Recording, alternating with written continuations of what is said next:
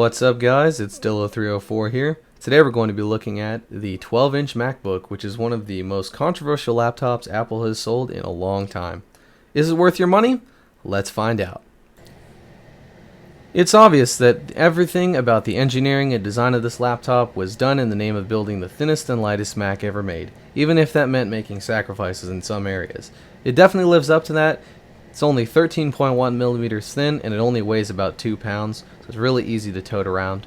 The side of the MacBook is about as thin as the 3.5 millimeter headphone jack, so that should tell you something about how thin it is. And speaking of that, the headphone jack is one of only 2 ports on the whole machine, which is the controversial part of this laptop. The other port, of course, is a USB-C port directly across from the headphone jack. What that means is, if you're trying to charge your laptop and plug anything else into it at once, that necessitates a dongle, and of course Apple has a whole portfolio of dongles that you can buy for this laptop, but they are quite expensive. The multi-port adapter, which I believe has a USB-C port, a regular USB port, and an SD card reader on it, is about $79. So this machine is definitely not for people who like to plug things in all the time. This is more for the person who just uses it for light tasks out and about. With that said, I wish Apple would have put at least 2 USB-C ports on the machine just so you could charge and use something else at the same time without a pass-through. But aside from that, the design of this laptop is definitely beautiful. I can't deny that. I did say sacrifices were made in the name of this design though. The iSight camera is only 480p, which, come on, it's 2017 now. That's kind of unacceptable. I assume this is because a 720p module would not fit into the super thin display lid, but yeah, that's come on Apple, you gotta fix that. Did I mention there's only 1 port on the whole machine? That's really an issue. This is not the first time Apple's been down this road though. The original MacBook Air in 2008, believe it or not, only had 1 USB 2.0 port and no optical drive and no Ethernet port. In 2008, that was a pretty big deal. It also wasn't expandable or upgradable, just like unlike the MacBooks and the MacBook Pros that they were selling alongside it at the time, but very much like the ones we have today.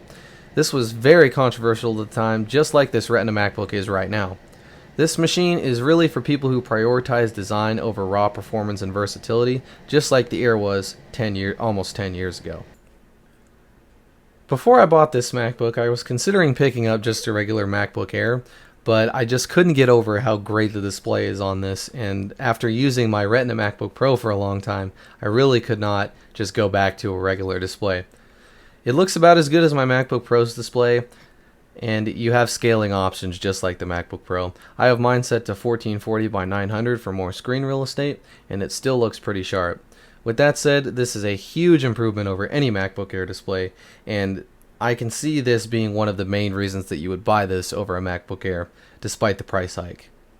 Like I've mentioned a couple times in this review already, this laptop was built to be thin, and of course, according to that, Apple designed a whole new vertically compact keyboard with very small travel compared to any of their other laptops. With that said, the new butterfly switches in this keyboard at least feel stable when hit off center due to a different key mechanism design and stainless steel caps on the inside of the keys themselves, and they're pretty large overall compared to a regular MacBook Pro keyboard. Now personally, someone like me that uses a mechanical keyboard at home, I prefer a little more travel, but with that said, it feels okay to type on, and just okay is how I'm gonna describe it. And I would also like to note that this early 2016 MacBook still has the first generation switches, unlike the newer MacBook Pros and the newer MacBooks, the 2017 models that is. Those apparently feel a little bit different, and some people say they feel a little bit better, but I haven't had a chance to test those, so I can't really say anything about that. The keyboard backlight, however, is a huge improvement compared to the older MacBooks and MacBook Pros. The backlight is much more even due to the keys having their own LEDs directly below the letter, and there's a lot less light bleed around the keys, too. Overall, this really isn't my favorite keyboard, but it's far from the worst. The Force Touch trackpad is really something, now standard across all MacBooks, except the Air of course. There aren't any moving parts, instead there's just a vibration module underneath the trackpad. And what Apple decided to do, they nailed it with this. It really feels just like a click when you click on it. I mean, you can't really tell that it's just a vibration. Besides being your typical excellent Apple trackpad, I like this over the older ones simply for the fact that you can click towards the top. You couldn't on the old models because they were hinged up there, but now you can click on the entire surface of the trackpad and it will feel about the same. This MacBook is not going to light the world on fire in terms of performance, but we have a Core M3 6Y30 at 1.1 GHz base, turbos to 2.2 GHz. That would be a Skylake chip due to this being the early 2016. We have 8 GB of 1866 MHz LPDDR3 RAM, a 256 GB NVMe SSD, which is a big improvement over the 2015 models, by the way. And on top of that, we have the integrated Intel HD Graphics 515. It's worth mentioning that none of this is upgradable, of course, due to the design reasons. With that said, it performs about as well as you would expect for those specs. It's pretty adequate for web browsing, watching YouTube videos, and other light tasks, which is ultimately what this computer is for. It won't replace your MacBook Pro, but it's good for things that would be a little more annoying on, say, an iPad with a keyboard case, which I find clunky personally. I like to use mine to watch videos and browse Facebook if I'm in bed on a late night or out at the coffee shop or another casual setting. It's a lot nicer than toting around my MacBook Pro, which is even pretty light in itself. It's also good for things like flights, where portability and footprint are very important on those tiny tray tables, and even the USB-C power adapter is just only a little bit bigger than an iPad brick, so that's nice. Some might call this machine an iPad with a keyboard running macOS, but I'd say it's a little bit more than that. Maybe not fundamentally, but it's definitely a Mac, not really an iPad. The entire bottom of this machine is made of battery, literally. The motherboard only takes up a really small portion towards the middle, where the hinge is. And because of that, Apple says this model can go 11 hours on a charge, which I really haven't tested fully, continuously, because I really haven't had time to sit all day on this thing and use it for 11 hours straight.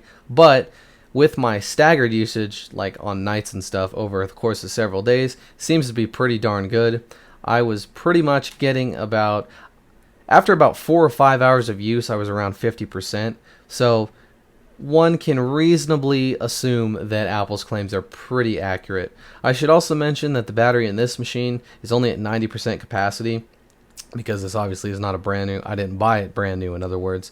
So you can pretty much conclude that that's pretty accurate. This laptop is really built for this kind of stuff, battery life, that is. The speakers on this laptop just sound freaking amazing. Have a listen.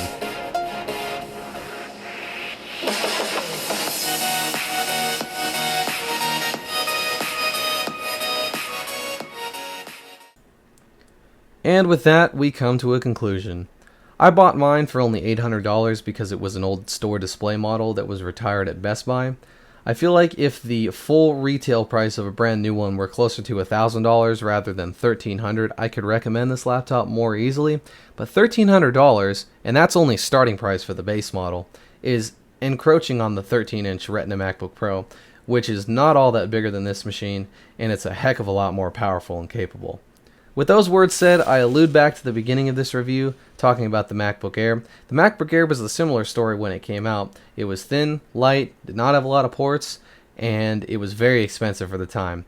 So I can see this MacBook, as time going on, becoming a little bit cheaper. At least I hope so. And at that point, it will be a pretty compelling option. To wrap up, this is a very nice laptop. It's not that powerful, but if you're the kind of consumer that's looking for a really thin, really light laptop that is good for basic use, I've seen people try to edit and stuff on these, but that's not what it's built for, and I really can't recommend it for that or anything. But to conclude and wrap this thing up, the MacBook is pretty nice. It's very nicely designed. It's thin, it's light, it's good for basic use, but it's just too expensive.